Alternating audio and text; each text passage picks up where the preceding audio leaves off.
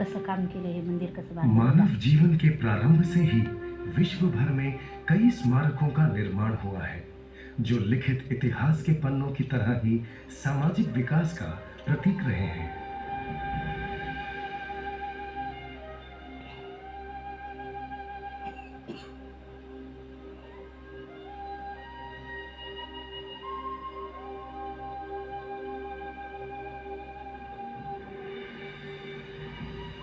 ये मनुष्यों की श्रद्धा और कृतज्ञता ही है, जिससे प्रेरित होकर इन स्मारकों का निर्माण किया गया, जिससे आने वाली कई पीढ़ियों तक ये स्मरणीय बने रहें।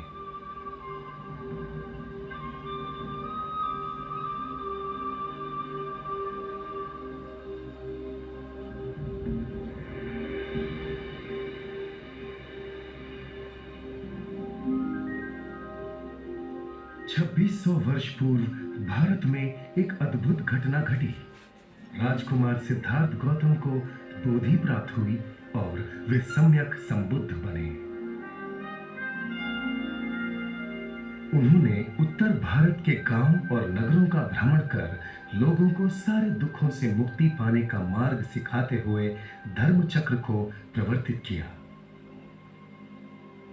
उनकी शांति और सामंजस्य की शिक्षा का दूर से दूर तक प्रसार हुआ। ये शिक्षा जहां भी गई, लोगों के लिए सुख शांति ही लाई। गौतम बुद्ध के बाद भी कई वर्षों तक भारत के जनजीवन को यह उपदेशित धर्म प्रभावित करता रहा।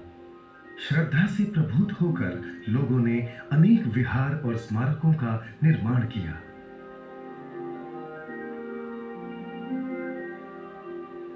इस कार्य में महान सम्राट अशोक ने सबको पीछे छोड़ दिया। उसने भगवान के प्रति स्मरणांजलि के रूप में भारत में 84,000 स्मारक बनवाकर धर्म के प्रचार प्रसार का बीड़ा उठाया। पर उनका महत्तम योगदान था बुद्ध की शिक्षा को भारतीय सीमा के पार पहुंचाना। उन्होंने पड़ोसी देशों में कई धम्मदूत भेजे। वहां धर्म ने जड़ें पकड़ी और खूब पनपा भी।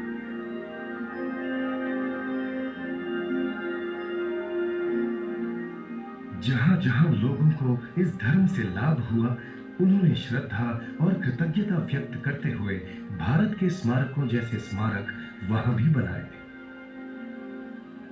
ये स्मारक अधिकतर सम्राट अशोक के बनाए हुए सांची के स्तूप पर आधारित थे। हालांकि उनकी बाहरी रचना वहां की भिन्न भिन्न संस्कृतियों के अनुसार थी। कुछ एक स्मारक बोध गया के महाबोधि मंदिर की रचना का आधार लेकर भी बनाए गए, जहां बुद्ध को बोधि प्राप्त हुई थी। लेकिन जहां इस धर्म की ज्योति कई देशों में उज्ज्वलित हुई, भारत में धीरे धीरे धुंधली होती गई। बुद्ध की निष्कलंक शिक्षा में मिलावट होने लगी, लोग उसे भूलने लगे और फिर धीरे धीरे वो अपनी जन्मभूमि से लुप्त हो गई। मानो जैसे धर्म चक्र प्रवर्तित हुआ ही था थम जाने के लिए। आज भी भारत में बुद्ध सम्मानित हैं, पर अधिकांश भारतीय उन्हें अनेक हिंदू देवताओं में से एक समझते हैं। भारत के इस महान पुत्र के बारे में लोगों को बड़े अस्पष्ट से ख्याल हैं और उनके द्वारा खोजे गए सार्वजनिक धर्म और शिक्षा के बारे में वे पूरी तरह अनजान हैं।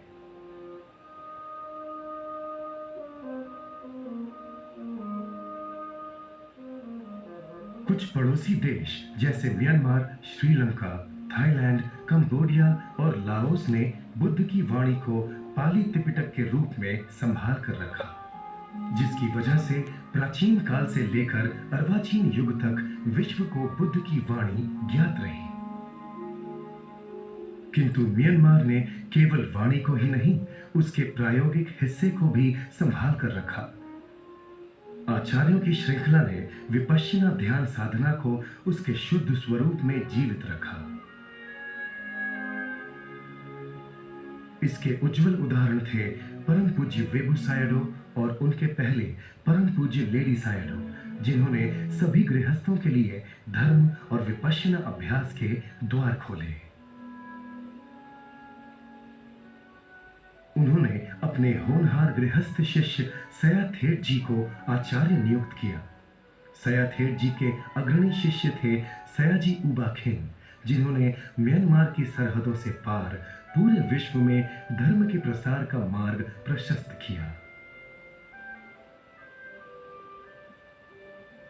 दक्षिण पूर्वी एशिया में पीढ़ियों से एक मान्यता चली आ रही थी कि बुद्ध के 2500 वर्ष के बाद धर्म एक बार फिर उसकी जन्मभूमि भारत लौटेगा और वहीं से विश्व भर में फैलेगा।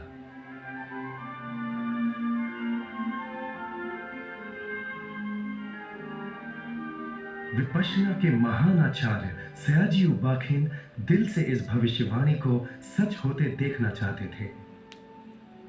वे इस अनमोल धर्म रत्न के लिए म्यांमार को भारत का ऋणी मानते थे और उस ऋण को चुकाना चाहते थे। सयाजी ने उनके धर्मपुत्र सत्यनारायण गोयनका को विपश्यना आचार्य के रूप में अधिकृत किया और भारत को इस धर्म शिक्षा रूपी धरोहर को वापस लौटाने का कार्यभार सौंपा। सयाजी की इस सदिच्छा से प्रेरित होकर श्री सत्यनारायण गोयनका ने अपने जीवन को इस उदात्त ध्येय के लिए समर्पित करते हुए भारत और अन्य देशों में विपश्यना ध्यान सिखाना शुरू किया।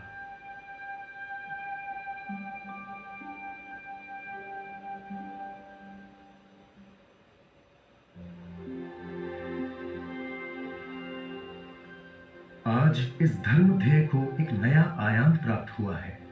बुद्ध की जन्मभूमि भारत में ग्लोबल विपश्यना पगोड़ा नामक एक अद्वितीय स्मारक का निर्माण हुआ है। ये अद्भुत स्मारक धर्म का दीप स्तंभ बनेगा, एक ऐसा प्रकाश स्तंभ जो विश्व भर में फैले अज्ञान रूपी अंधकार को दूर करेगा। इस अद्भुत ग्लोबल विपश्यना पगोड़ा का निर्माण आने वाली सदियों तक ये स्मरण दिलाएगा कि जब भारत ने धर्म शिक्षा खो दी, तब म्यांमार ने उसे संभाल कर रखा। म्यांमार में प्राचीन स्तूप भारत के प्रति श्रद्धा और कृतज्ञता अर्पण करते हुए सांची के स्तूप जैसे बनाए गए थे। आज भारत में ग्लोबल विपश्यना पगोड़ा म्यांमार के प्रति कृतज्ञता अर्पण करते हुए वहां के सुख्यात श्वेतागोम पगोड़ा जैसा बनाया गया है।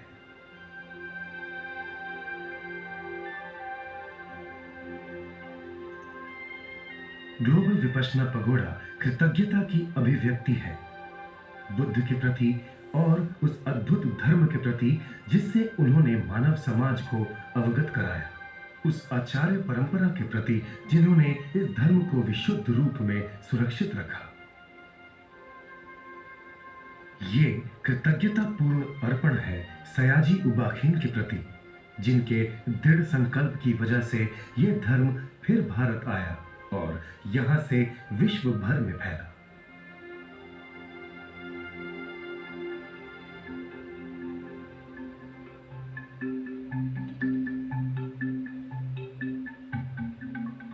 जिस स्थान का इस पगोड़ा के लिए चयन किया गया है वो घनी आबादी वाले मुंबई शहर का उपनगर है। मुंबई जो 1 अरब की आबादी वाले इस देश का प्रमुख व्यवसायिक और पर्यटन केंद्र है।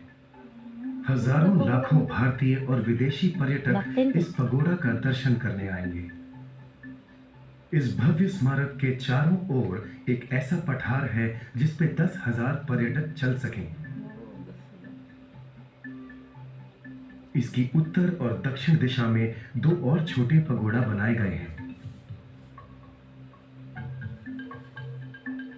ग्लोबल विपश्यना पगोड़ा महत्वाकांक्षी निर्माणों में से एक है। ये विश्व का पत्थर से बना हुआ सबसे बड़ा गुंबद है। बिना किसी स्तंभ के सहारे निर्माण हुआ 97 मीटर व्यास का ये गुंबद कारीगरी का अजूबा है। भारी पत्थरों को बड़ी कुशलता से एक दूसरे से जकड़ा गया और ऐसे बना एक विशाल स्तंभ रहित गुंबद।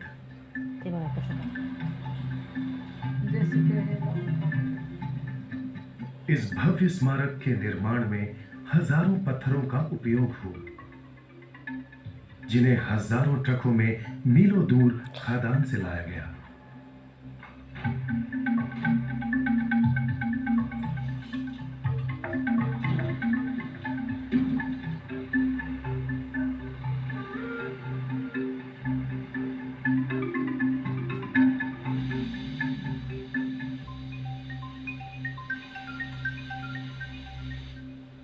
ये भारी पत्थर बड़ी सावधानी से तराशे गए और फिर आकृति के अनुसार बिठाए गए।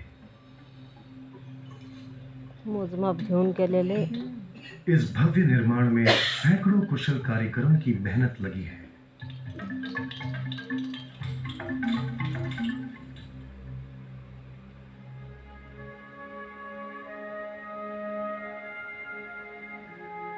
फरवरी 2009 में ग्लोबल विपश्यना पगोड़ा के अनावरण समारोह में हजारों लोग इकट्ठा हुए थे। एक बहुत बड़ा तराशा हुआ स्फटिक और रत्न जड़ित ध्वज इसके शिखर पर स्थापित किया गया।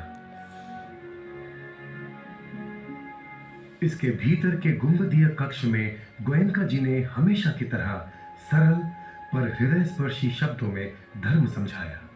कुछ ही देर बाद गोयनका जी ने इस पूरी तरह निर्माण हुए स्मारक में पहला धर्म प्रवचन दिया। इस प्रसंग पर भारत की राष्ट्रपति माननीय प्रतिभा पाटिल व भारतीय और पड़ोसी देशों के गणमान्य अतिथि और विश्व भर से साधक उपस्थित थे। वे सभी बुद्ध की शिक्षा को सम्मान देने के लिए खींचे चले आए थे, जिसका अब ये बुलंद इमारत प्रतिनिधित्व करती है।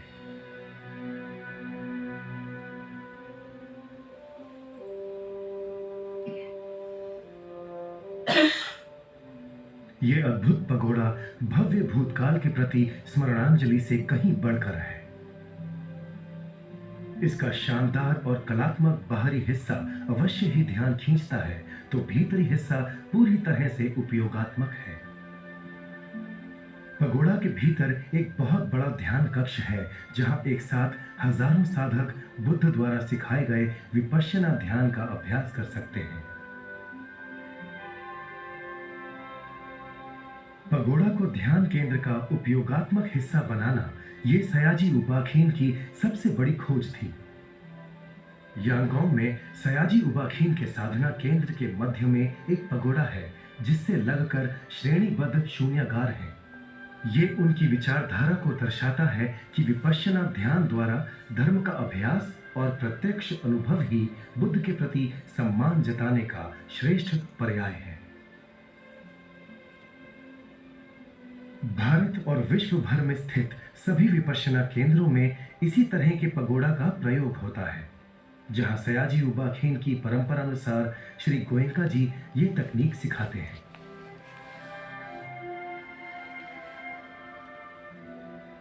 जो इस अत्याधुनिक चैत्य भूमि पर आते हैं, उन्हें धर्म का उसे मूलभूत स्वरूप में अभ्यास करने और परम मुक्ति की ओर अग्रसर होने का अवसर मिलता है।